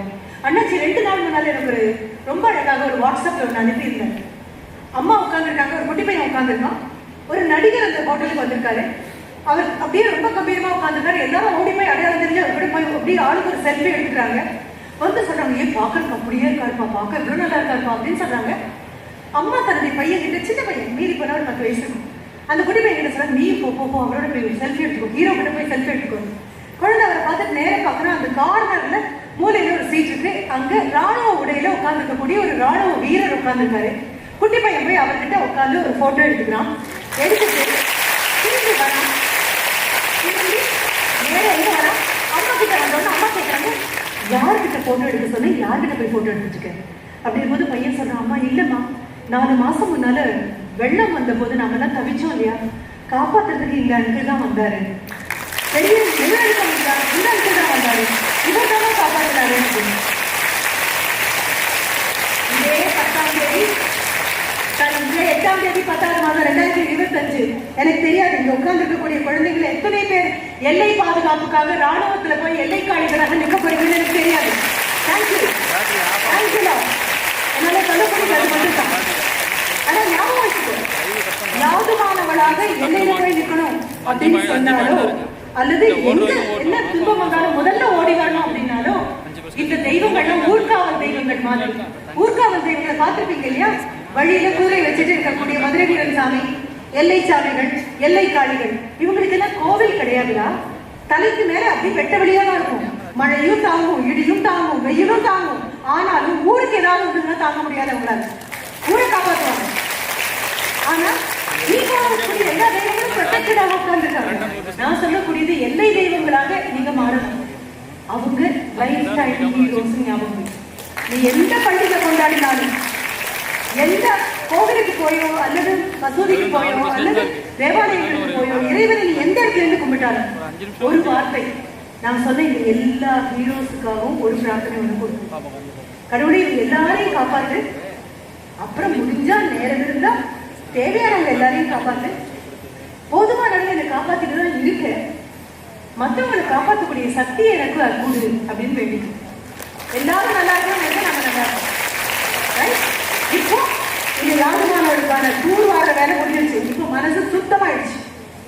நான் வெறும் விவசாயி மட்டும்தான். விவசாயிக்கு தெரியும், உழுது மண்ணை விட்டுட்டு 10 நாள் கழிச்சு திரும்பி வந்தான் அப்படின்னா விதைக்கிறதுக்கு வரும்போது அவன் விதை போடாமலே அவனை முளைச்சிருக்கும், களைகள் முளைச்சிருக்கும். களைகளை எடுத்தா மட்டும்தான் விதைகளை வளர்க்க முடியும். குளத்தை தூர்வாரினா மட்டும்தான் தண்ணீர், பெருமழையாக மழை பெய்தாலும் தண்ணீர் அங்க தங்கும். தூர்வாரியாச்சு இல்லையா? இப்போ 1-2 விஷயங்கள் மட்டும்தான் உங்களுக்கு சொல்ல முடியும். இதுதான் பெரிய விஷயம் தான். மனதை சுத்தப்பட்டதுதான் பெரிய விஷயம். ஏன்னா பாரதியே சொல்லும், துணி வெளுக்க எங்கிட்ட உவார்மண் இருக்கு, தோல் வெளுக்க எனக்கு போதுமானது இருக்கு, சாம்பல் இருக்கு, மணி வெளுக்க சாணை உண்டு, மனம் வெளுக்க வழியிலேயே எங்கள் முத்து மாரியம்மான்னு சொன்னோம். அட எல்லாத்தையும் வெளுக்க எங்கிட்ட வழி இருக்குதுமா, அந்த மனசை வெளுக்க தான் எனக்கு வழி இல்லை அப்படின்னு. நான் அதே துப்புரவு தொழிலாளி தான். முதல்ல சுத்தம் பண்ணி அடிச்சு அடிச்சு அடிச்சு மனதில் இருக்கக்கூடிய இந்த வாட்ஸ்அப்ல வந்தது, இன்ஸ்டாகிராம்ல வந்தது, தேவையில்லாம தலையில கொண்டு வந்த கொடுக்கிற குப்பை அத்தனையும் அடிச்சு விளக்கியாச்சு. இப்ப எது இறங்கினாலும் ஒழுங்கா மனதுக்குள்ளே இருக்கும். 2025 உட்காந்துருக்கும். இந்தியா திரும்புற பக்கம் எல்லாம் இந்தியாவுடைய எதிரிகளை வளர்த்துருக்கும். இந்தியா எதிரிகளை ஒன்றும் வளர்க்க வேண்டிய அவசியம் இல்லைடா. யாருக்காவது உதவினாலே போதும் அவங்க எதிரி ஆயிடுவாங்க. இந்தியா இப்படிதான் பண்ணும், ஓடி போய் எல்லாருக்கும் உதவும். அடுத்த நிமிஷம் உதவியை கூட நம்ம கிட்ட வாங்கிட்டு அடுத்தது என்ன பண்ணுவாங்க அப்படின்னு சொன்னா நம்ம சொல்லுவோம் இல்லையா, வளர்த்த கடை மாறல பாயிருது அப்படின்னு சொல்லி. பல நேரங்கள் எனக்கு தோணும், இந்தியா அப்படியே பேர்த்து எடுத்து geographically if I can place her elsewhere, வேற ஏதாவது இடத்துல கொண்டு போய் பத்திரமா வச்சுட்டேன் அப்படின்னா என்னைக்கோ வளர்ந்த நாடுகளை தாண்டி மேலே போயிருக்கும். நம்மளுடைய டிஃபென்ஸுக்கே நம்ம 60% செலவழிக்க வேண்டியிருக்கு. ஆனா உங்ககிட்ட நான் ஏன் பேசுறேன் தெரியுமா, ராணுவ எல்லையில இருந்த வீரர்களுக்காக நீ கைத்தட்ட மாதிரி ஆசிரியர்களுக்காக நீ கைத்தட்டின. அந்த ஆசிரியர்களும் ராணுவ வீரர்கள் தான். ஏன்னா பிஎட் யாராவது படிக்கும் போது எனக்கு தெரியும், பிஎட் படிக்கும் போது எங்களுடைய காலகட்டத்தில் கோத்தாரி கமிஷன் அப்படின்னு ஒரு ரிப்போர்ட், அது புதிய கல்விக் கொள்கையை கொண்டு வரணும்னு 1964 பத்தி நான் பேசிட்டேன். நம்ம இருக்கக்கூடியது 2025. அந்த புதிய கல்விக் கொள்கை அதை உருவாக்கின அந்த டீமினுடைய மறுபடியும் மிக்க நன்றி. அந்த அரை வினாடி மௌனம் காத்ததுக்கு மிகப்பெரிய நன்றி.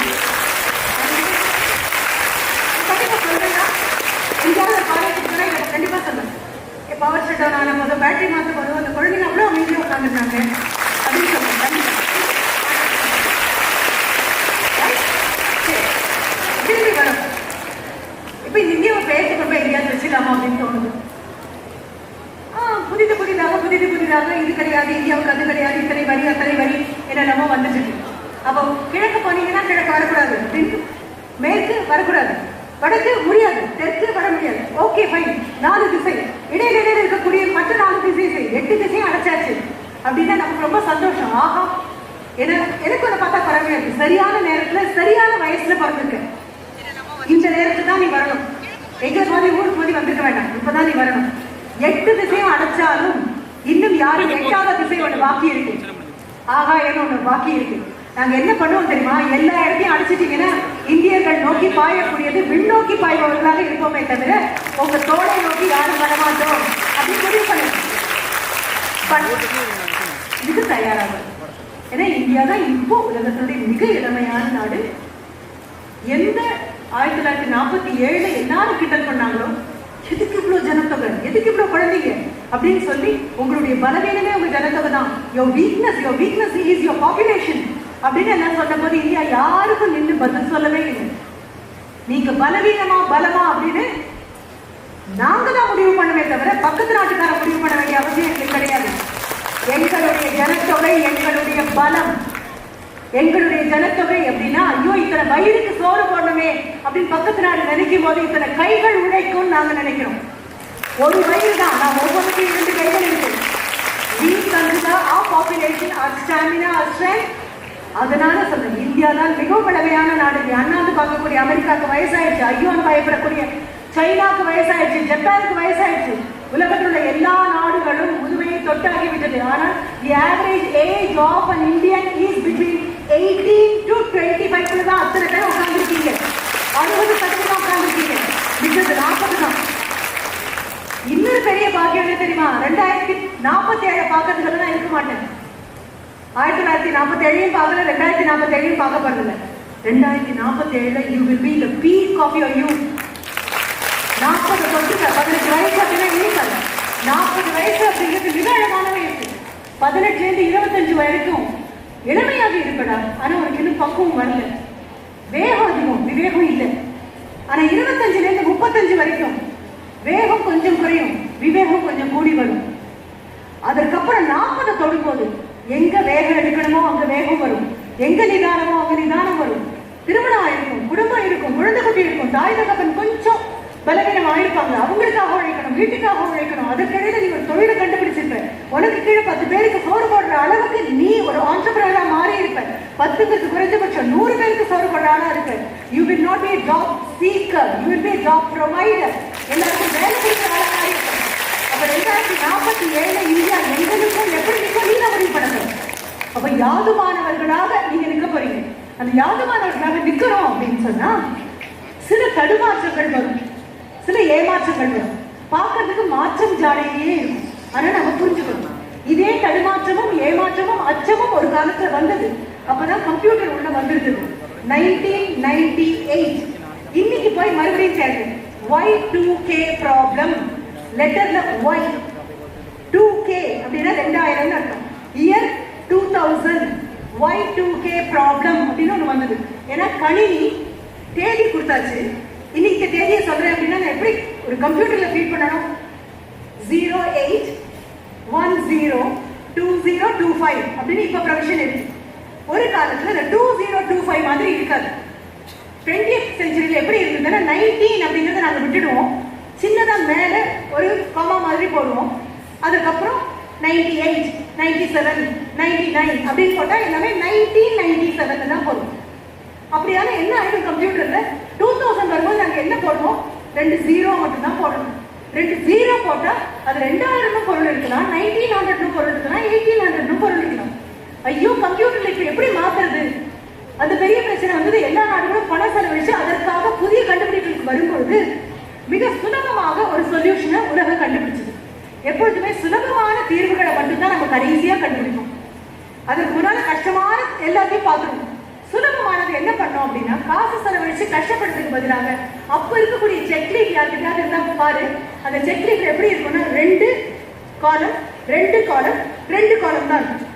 இப்ப என்ன பண்ணினோம்? அந்த கடைசி 2 காலத்தை 4 காலமா மாத்தினா விஷயம் முடிஞ்சு போச்சு. அப்போ தேதி எப்படி போட போறோம்? இன்னைக்கு தேதியை போடணும் 08 10 2025 என்ன போச்சு?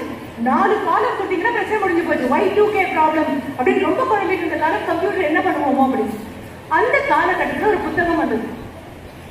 கல்லூரி குழந்தைங்க கிட்ட அதை சொல்றேன், ஸ்கூல் சில்ட்ரன் கிட்ட நான் அதை சொல்றதே நான் இன்னும் வளரணும். கல்லூரி குழந்தைங்க கிட்ட நான் அதை மறக்காம நான் அதை சொல்றேன். நான் ஒரு புத்தகம் வந்தது. அந்த புத்தகத்தினுடைய பெயர் Who Moved My Cheese. உங்களுடைய ஆசிரியர்கள் படிச்சிருக்கலாம். இல்லைன்னா படிக்கணும். எக்கனாமிக்ஸ் ப்ரொஃபசர்ஸ்னா கண்டிப்பா படிக்கணும், காமர்ஸ் ப்ரொஃபசர்னா கண்டிப்பா படிக்கணும். ஆனா யாரா இருந்தாலும் கண்டிப்பா படிக்கணும். உங்களுடைய லைப்ரரியில குறைந்தபட்சம் 10 காப்பியாவது வாங்கி வைக்கணும். ஏன்னா 10 காப்பி வாங்கி வச்சு நீங்க தான் எடுக்கிறதுக்குள்ள டீச்சர்ஸ் எடுத்துட்டு போயிடுவாங்க. சில சமயம் டீச்சர்ஸ் பெரும்பாலும் எடுத்த புத்தகத்தை ரிட்டையர் ஆகும்போது தான் கொடுப்பாங்க.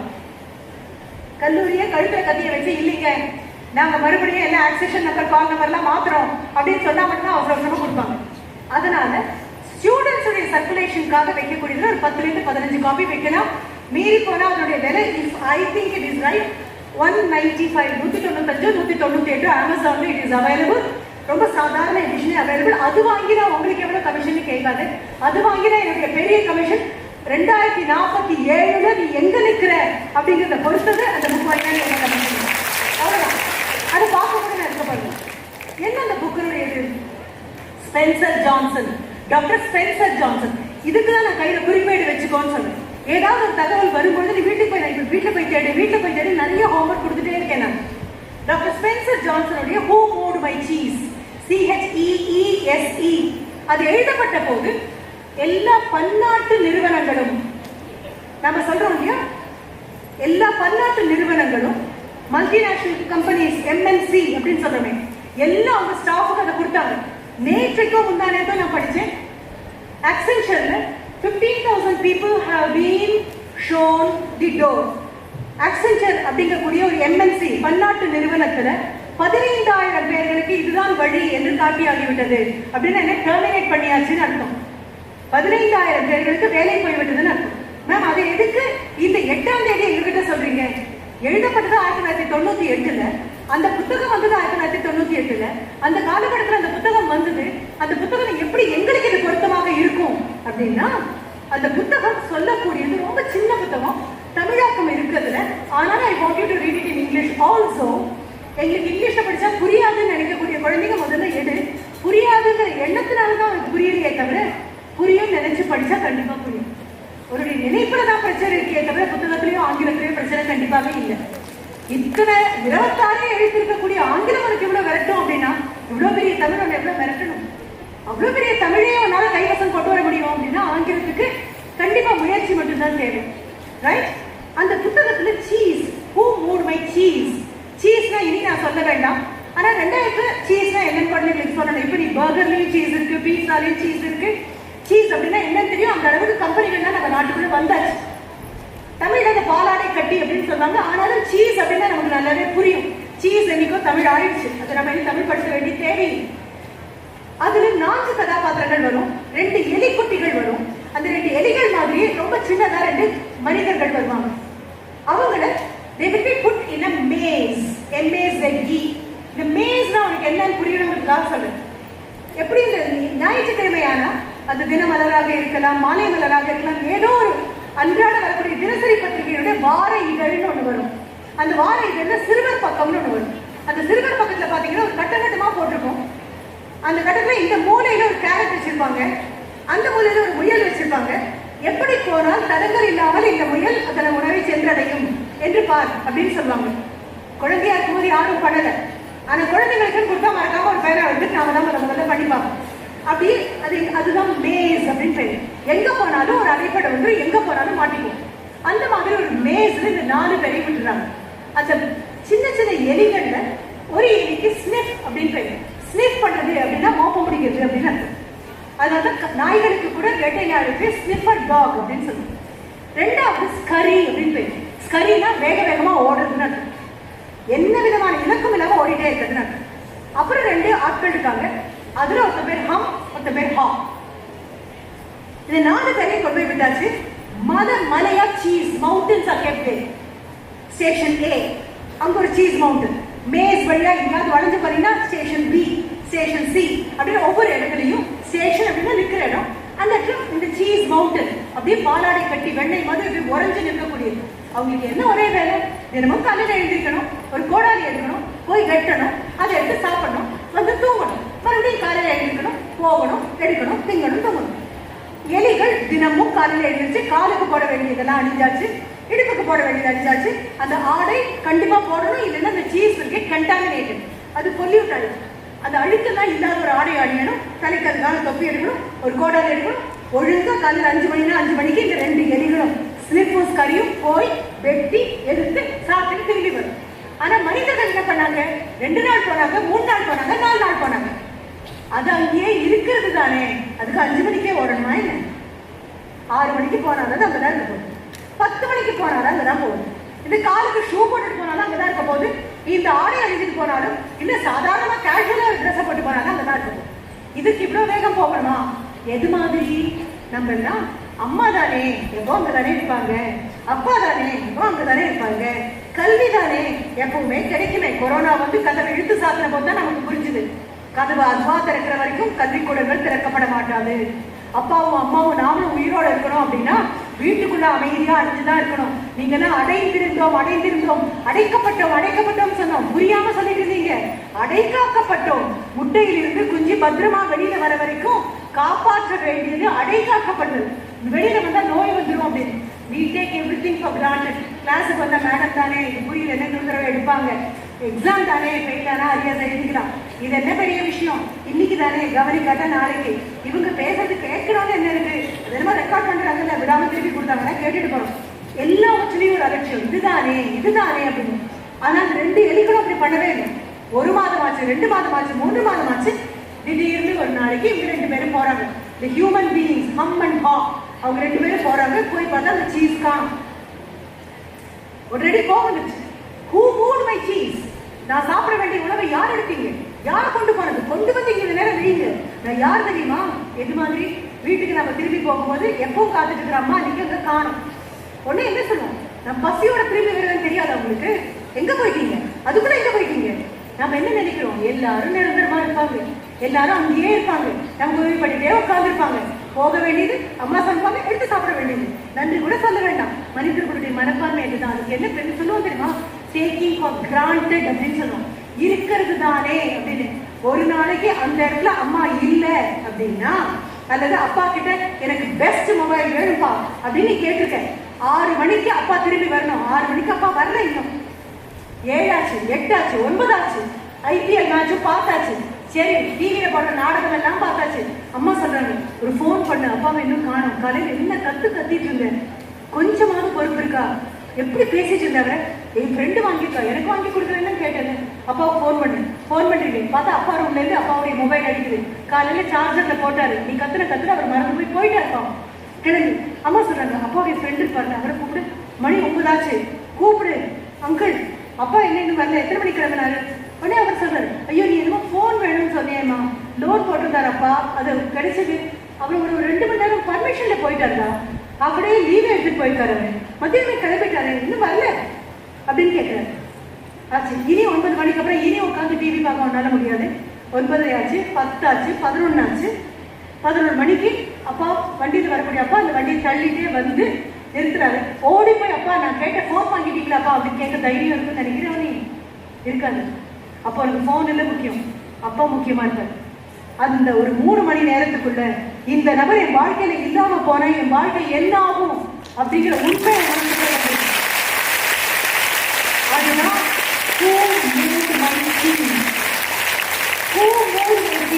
எப்பொழுதும் இருக்கும் என்று நினைத்தேனே, எங்கேதானே இருக்கணும், எங்க போனீங்க, எங்க காணாம போனீங்க. இதுதான் பெரிய கோபமா இருக்கும். அந்த 2 பேரும் குதிக்கிறாங்க, ஆர்ப்பாட்டம் பண்றாங்க, திருப்பி வராங்க, பட்டினி கடனால கிடப்போமே தவிர நாங்க எங்கேயும் போக மாட்டோம். அப்போ அந்த ஹா கேட்கிறான் ஹம் கிட்ட, அந்த எலிகளை பார்த்து கொஞ்ச நாள் ஆச்சுல, நேற்று பாத்தியா இல்ல, முந்தானத்து இல்ல, ஒரு மாசம் ஆச்சு அந்த எலிகளை பார்த்து, அதுக்கு எங்க போச்சுன்னே தெரியல, நமக்கு இல்லைன்னா அதுக்கு தானே இல்லாம இருக்கும் அப்படின்னு சொல்லிட்டு ஹா மட்டும் கிளம்புறான். ஹம் சொன்னா முடியாது, நான் பட்டினி கடனாலும் கிடப்பேனே தவிர நான் வெளியில வரமாட்டேன், எனக்கு கொண்டு வந்து கொடுக்கணும் அந்த உணவை. பல பேர் நம்ம அப்படிதான் இருக்கும். பிரச்சனை வந்ததுன்னா பிரச்சனையிலே உட்கார்ந்துருந்தாலும் உட்காரவே தவிர அதற்கு மாற்று வழி கண்டுபிடிக்க மாட்டேன். அதற்கு பேர் என்ன தெரியுமா? வாதம் இல்லை, அதுக்கு பேர் பிடிவாதம்னு பேரு, முட்டாள்தலான்னு பேரு. எல்லாரும் அப்படிதான் நின்னோம். கொரோனாவா, ஐயோ அது எங்க நாட்டுக்குள்ள வராதுப்பா அப்படின்னு சொன்னோம். நாட்டுக்குள்ள வந்துட்டேன் அப்படின்னு சொல்லிச்சு. நாட்டுக்குள்ள வந்தாலும் தமிழ்நாட்டுக்கு வராதுப்பா, தமிழ்நாட்டுக்கும் வந்துட்டேன். தமிழ்நாட்டுக்கு வந்து எங்க கும்பகோணம் பக்கத்துல எல்லாம் வரவே வராது. இத்தனை கோவில் இருக்கு, இத்தனை தேவாலயங்கள் இருக்கு, இத்தனை மசூதி இருக்கு, இத்தனை பக்தியான நபர்கள் இருக்கும், எங்கெல்லாம் வராது. கும்பகோணத்துக்கும் நான் வந்துட்டேன் அப்படின்னு சொல்லிச்சு. பள்ளிகள் இழுத்து மூடு, கல்லூரிகள் இழுத்து மூடு, எங்க தெருவுக்கெல்லாம் வராது, உங்க தெருவுக்கும் வந்தாச்சு. சொன்னதுக்கு அப்புறம் அப்புறம் புலம்ப ஆரம்பிப்பீங்க. நாங்க என்ன தப்பு பண்ணோம், நாங்க நல்லா தானே வச்சிருந்தோம், சுத்தமா தானே வச்சிருந்தோம், நாங்க இது என்னென்ன குடிக்கிறோம், நாங்க இது குடிக்கிறோம் அது குடிக்கிறோம் நிலவேம்பு அப்படி இப்படி எல்லாம் சொல்லி எல்லாம் புலம்பின உடனே சைக்காலஜி ஒன்று சொல்லும், எந்த தீமை வந்தாலும் முதல்ல என்ன பண்ணுவோம் தெரியுமா, எனக்கு வராது அப்படின்னு முதல்ல வைப்போம். கையை நகர்த்திட்டு வந்துட்டேன் இப்ப என்ன சொல்ற அப்படின்னு கேட்கும். கேட்ட அடுத்த நிமிஷம் ஏன்பா எனக்கு வந்துச்சு, நான் தப்பே பண்ணல, எனக்கு மட்டும் ஏன் வந்தது, தப்பு பண்ணவங்களுக்கு எல்லாம் பாரு நல்லா இருக்காங்க, எனக்கு மட்டும் இருக்கு. அடுத்தது என்ன பண்றேன், முதல்ல யூ வில் டினை இட், அதுக்கப்புறம் யூ ஸ்டார்ட் டிஃபெண்டிங் இட், மூணாவது புலம்ப ஆரம்பிப்பேன், நாலாவது தான் மெதுவா கேட்பேன், வந்துருச்சு புலம்பியும் ஆச்சு நீ என்ன பண்ணலாம் அப்படின்னு கேட்பேன். எல்லார் வாழ்க்கையிலும் இது வரும். ஆனா யார் வெற்றி அடைகிற நபர்கள் தெரியுமா, அந்த முதல் ஸ்டேஜில் இந்த ரெண்டாவது ஸ்டேஜில் இந்த மூணாவது ஸ்டேஜ் அந்த நாலாவது ஸ்டேஜுக்கு யார் சீக்கிரம் வராங்களோ, வாட் நெக்ஸ்ட் அப்படி ஆமாம் பிரச்சனை, ஆமாம் இழப்பு, ஆமா இனி என்ன பண்ண போறேன், இங்கே நின்றுட்டு அழப்பறேன்னா அடுத்த காலம் வைக்க போறேன், வாட் நெக்ஸ்ட் யார் சீக்கிரம் கேட்கறாங்களோ அவங்க எல்லாரும் வெற்றி அடைஞ்சிட்டாங்க. அங்கங்கே நின்றவங்க அங்கேயே நின்றாங்க. இதுதான் அந்த சொல்லி கொடுத்த பாடம். இது how will go in search, அவன் சொல்லுவானா வரமாட்டேன் என்ன ஆனாலும் இங்கே தான் இருப்பேன் அப்படின்னு. how will go in search, தேடி தேடி தேடி ஒவ்வொரு இடமா போவோம். போய் கடைசி அங்க பார்க்கும்போது பார்த்தா ஒரு மாதத்துக்கு முன்னாலேயே பக்கத்துல இருக்கக்கூடிய இன்னொரு சீஸ் ஸ்டேஷனுக்கு அந்த ஹரி அந்த ஸ்லிப்பும் ஸ்கரியும் போயாச்சு. அங்க போய் அமைதியா உட்காந்துருக்கு. ஆனா மறக்காம காலையில 5 மணிக்கு எழுந்திருக்குது, காலையில காலுக்கு போட வேண்டிய அந்த ஷூவை போடுது, அணிய வேண்டிய அந்த தூய்மையான அந்த ஆடை அணியுது, அந்த கோடாலை எடுக்குது, போய் பொறுப்பா வெட்டி சாப்பிடு. இது எல்லாம் பண்ணிட்டு போகும்போது எவ்வளவு இருக்குன்னு தெரியும், எவ்வளவு குறையும் தெரியும், எவ்வளவு நாளுக்கு தான் இது தாங்கும் தெரியும், யாராவது வந்து சாப்பிட்டா இது குறைஞ்சு போகும் தெரியும், அத்தனையும் தெரியும். ஆனா 5 மணிக்கு எழுந்திருக்க வேண்டியது 10 மணிக்கு எழுந்துச்சு அரத்தூக்கத்துல போய் யாரோ வச்சிருக்காங்க நான் அனுபவிப்பேன் அப்படின்னு போனா அந்த பொருள் எப்பொழுது வேண்டுமானாலும் காணாமல் போகலாம். அதுதான் 2025 அமெரிக்கா உனக்கு மாட்டேன் அப்படின்ன போது திடுக்குன்னு தூக்கி போட்டு எழுந்துச்சு. ஆனா பாதி பேர் இல்லை. நம்ம முதல்ல முடிவு பண்ணிட்டோம். என்ன முடிவு பண்ணிட்டோம், மேக் இன் இந்தியா அப்படின்னு முடிவு பண்ணிட்டோம். நாங்க பாத்துக்கிறோம் அமைதியாக இரு. இப்ப நாங்க வரும்போது ஒரு ரொட்டீனியன் எங்க அம்மா வீட்டுல பண்றாங்க அப்படின்னு சொல்லிட்டு முறுக்கு வீட்டை வர மாட்டாங்க. நாம முறுக்கு ஒரு டிஃபன் பாக்ஸ்ல போட்டு கொடுக்கறது பார்த்துக்கோம். ஆனா விற்பனைக்கானது நாங்க பார்க்கும்போது இட்ஸ் சோ பியூட்டிஃபுல்லி பேக்ட், ஒரே சைஸ்ல இருக்கு, ஏற்றுமதி செய்யறது. நீங்க எல்லாம் படிச்சிருப்பீங்க உலகமயமாக்கல் உலகமயமாக்கல் அப்படின்னா வெளிநாட்டுக்காரருடைய பீட்சாவையும் பர்கரையும் கொண்டு வந்து இங்க இருக்கிற யாதுமானவளை சாப்பிட வைக்கிறதுக்கு பேர் இல்லை. இங்க இருக்கிற கடலை மிட்டாயும் இங்க இருக்கக்கூடிய கைமுறுக்கையும் வெளிநாட்டுக்காரங்க சாப்பிட வைக்கிறதுக்கு பேர் தான் உலகமயமாக்கல் அப்படின்னு சொல்லுது. அப்போ இப்போ நீ முடிவெடுக்க உட்கார்ந்து இருக்கக்கூடிய அத்தனை குழந்தைங்களும் இந்த தேதியை நான் திருப்பி திருப்பி சொல்ற தேதியை 8ஆம் தேதி 10வது மாதம் 2025 தொடங்கின நேரம் முடிஞ்சாச்சு. இப்ப முடிக்கிற நேரத்துக்கு வந்தாச்சு. நான் இதே தேதி மறுபடியும் வரும். இதே 8ஆம் தேதி 10வது மாதம் 2035 ஒன்று வரும். அந்த 35 வரும்பொழுது இந்த ரோட்டரி அமைப்பு இங்குதான் இருக்கும். யாதுமானவள் என் தோல்ல இருந்து வேற யார் தோல்னாவது கண்டிப்பாக மாறி இருக்கும். அப்பவும் இதே காலேஜ் இருக்கும். இங்க இருக்கக்கூடிய சீனியர் ப்ரொஃபசர்ஸ் எல்லாம் ரிட்டையர் ஆயிருக்கலாம். இப்ப ஜூனியர்ஸா இருக்கிறவங்க சீனியர்ஸாக இருக்கலாம். அப்போ உன்னுடைய 10 வருஷம் கழிச்சு உன்னுடைய சப் ஜூனியர் வந்து உட்கார்ந்துருப்பாங்க. ஆனா நீ எங்க இருக்கணும் தெரியுமா, நீ இந்த மேடையில சிறப்பு விருந்தினரா வந்து உட்கார்ந்துருக்க. இந்த கூட்டத்துக்கு மேல வந்து எங்கிருந்தோ கோயம்புத்தூர்ல ஒரு பெண்களை பற்றி தலைவரால் இழுத்துட்டு வந்து அவங்கள பேச வைக்க கூடாது. இன்னைக்கு யாதுமானவள் அப்படின்னு சொன்ன போது யாரெல்லாம் இருந்தீங்களோ இதுல you can become the prime minister, you can be the education minister, you can be the finance minister. தமிழ்நாட்டிலிருந்து இருக்கக்கூடிய ஃபைனான்ஸ் மினிஸ்டர் திருச்சிக்கு போனா எனக்கு அவ்வளவு கர்வமாக இருக்கும். அங்க இருக்கக்கூடிய சீதாலட்சுமி ராமசாமி கல்லூரியில உங்களை மாதிரி ஒரு குழந்தையா இருந்த பெண்மணி அடுத்தது என்ன செய்யணும் அப்படின்னு அத்தனை ஆண்களுக்கு நடுவில் உட்கார்ந்து திட்டம் தீட்ட முடியும் அப்படின்னா அது எவ்வளவு பெரிய விஷயமாக இருக்கணும். இன்னைக்கு வீட்டுக்கு போய் மறக்காம நீ பார்க்க வேண்டிய இன்டர்வியூ இந்திரா நூயி அப்படிங்கிற பெண்மணியை பத்தி இன்டர்வியூ இருக்கு பாரு. இதே தமிழ்நாட்டுல சென்னையில படிச்சுட்டு ஐஐஎம் கல்கட்டால படிச்சுட்டு ஏல் பல்கலைக்கழகத்துல தேர்ந்தெடுக்கப்பட்டு அங்க போய் அவங்க ஷீஸ் a colored immigrant. உனக்கும் எனக்கு என்ன பேர் தெரியுமா, colored people அப்படின்னு பேரு. முழுவதும் கருப்பாக இருந்தா black, முழுவதும் வெள்ளையாக இருந்தா white. ஆனா இங்கிருந்து இந்தியர்கள் புலம்பெயர்ந்து அமெரிக்காவுக்கு போனா அவங்களுக்கு பேர் colored immigrant. உள்ள வர வந்து immigrant, வெளியில போனா emigration. அப்போ colored immigrants பேரு. இந்திரா நூயி இங்க படிச்சு இந்த சென்னையில படிச்சுட்டு அங்க போய் யார உட்கார்ந்தாங்க தெரியுமா, பெப்சிகோ பெப்சி நிறுவனத்தினுடைய சிஇஓவா உட்கார்ந்தாங்க.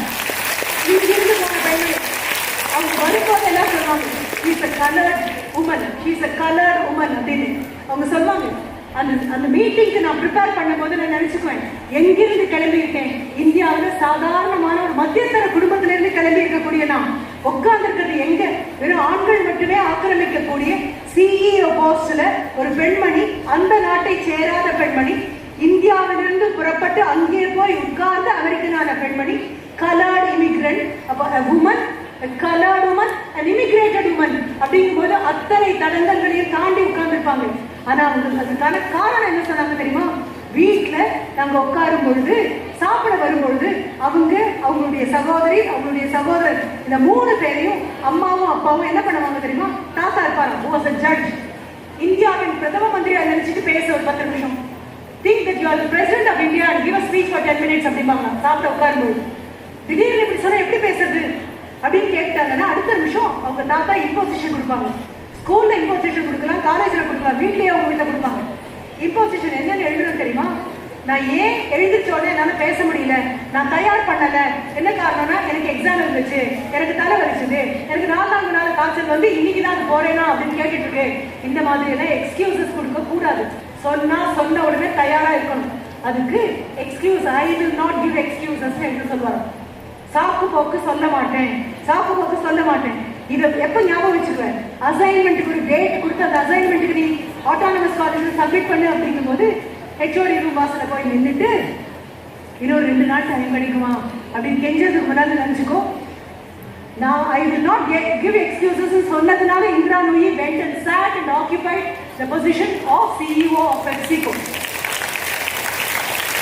அதனால சொல்றேன், உனக்குள்ளே ஒரு பிரசிடென்ட், உனக்குள்ளே ஒரு பிரைம் மினிஸ்டர், உனக்குள்ளே எஜுகேஷன் மினிஸ்டர், உனக்குள்ளே ஒரு IAS அதிகாரி, உனக்குள்ளே ஒரு IPS அதிகாரி, ஏன் திரு ஜெய்சங்கர் மாதிரி ஃபாரினுக்கு இருக்கக்கூடிய ஃபாரின் மினிஸ்டரால எத்தனை கேள்வி கேட்டாலும் வெகு இயல்பாக, பதட்டம் இல்லாமல், பயம் இல்லாமல், கண்ணை பார்த்து பதில் சொல்லக்கூடிய எங்களது முடிவை நாங்கள் எடுத்துக்கொள்கிறோம், எங்கே நிற்க வேண்டும் என்று நாங்கள் பார்த்துக் கொள்கிறோம், எங்கள் மக்களுக்கு எந்த துன்பமும் வராத முடிவுகளை நாங்கள் எடுத்துக்கொள்ள வேண்டாம், விடுவோம் நீங்கள் சொல்ல வேண்டாம் அப்படின்னு சொல்ற அளவுக்கு கொரோனா வந்த போது எல்லாரும் ஐயோ இந்தியா இத்தனை ஜனத்தொகை, அழுக்கான நாடு, எப்படிதான் சமாளிக்க போதோ அப்படின்னு நினைச்ச போது மேலை நாடுகளோட இறப்பு சதவீதத்தை விட இந்தியாவுடையது குறைவு.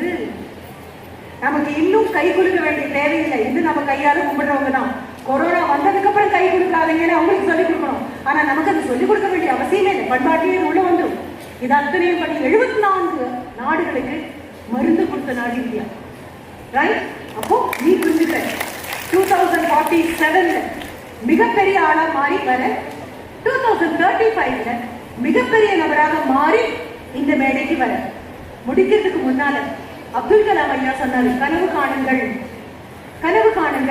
மேடை பேச்சுல எல்லாம் சொல்லிட்டீங்கல்ல, நீ உறங்கும் போது வருவதல்ல கனவு, உன்னை உறங்க வைக்காமல் வைப்பது கனவு. அடுத்த நிமிஷம் நான் கை தட்டி அப்துல் கலாம் ஐயாவுக்கு நன்றி சொல்லி கண்டிப்பா முதல் பரிசு வாங்கி போயிருப்பீங்க. கலாம் ஐயாவுக்கு அடுத்த தலைமுறை நான் தாண்டேன். கனவு காணுபவனாக இருக்காதீர்கள், கனவாக மாறுங்கள். Don't be a dreamer, become the